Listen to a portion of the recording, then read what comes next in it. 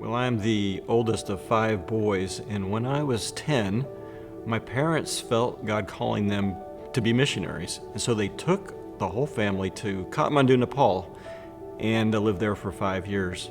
Now, you can imagine being raised in a missionary home.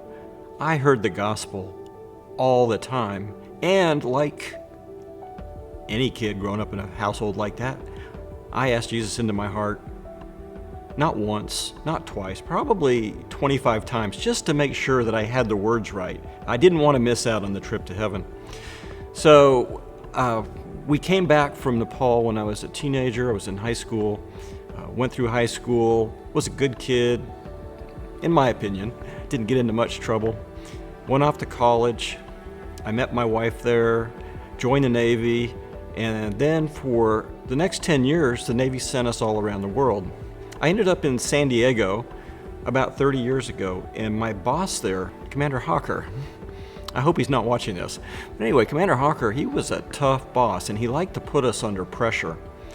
Well, I had written up a report after a training exercise, and he didn't like some of the things I'd put in there, so I got called in, and the executive officer, who's the number 2 man, he said, "You know, Dave, the skipper's not happy with your performance overall." And I was like, oh my goodness. I'd been in the Navy for 10 years by this time. And if I don't get a good evaluation, I am not going to make my next rank. I'm going to be kicked out and I'm going to have nothing. That really shook me up. And I remember on my way home thinking, you know what? Yeah, this boss is a jerk, but I really haven't been given it 100%. And so I determined at that point, okay, I'm going to give the Navy 100%. Well, then the Lord interrupted my thinking. It was like, hey, Dave, what about with me?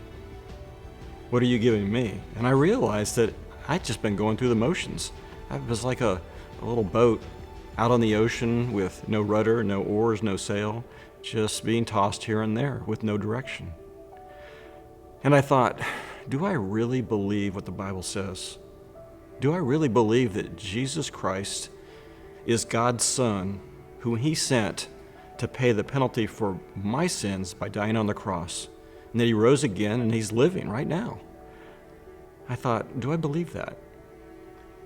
Yes, I do believe that. And then I thought, well, if I believe that, then something needs to change.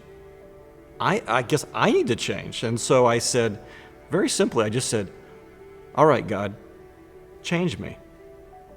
And I remember where I was. I was in the backyard by this time, and something happened. I became a different person. All of a sudden, instead of going, oh, I have to go to church on Sunday, I actually started looking forward to it. I look forward to reading my Bible. I wanted to be involved in a Bible study, which I'd never done before. Everything changed. I got a new heart. I had new desires. And although I didn't realize it right at that moment, that's when I was born again. So from that point on, the Lord just grew me, and I had a greater and greater desire to know Him, to disciple people, to share the gospel. So by the time I retired from the Navy in 2001, I felt the Lord calling me to serve Him full-time in some kind of ministry. I didn't know what it was going to be, but thankfully it's right here at East Cooper Baptist Church. And I can just say, that day, nearly 30 years ago, was the best day of my life.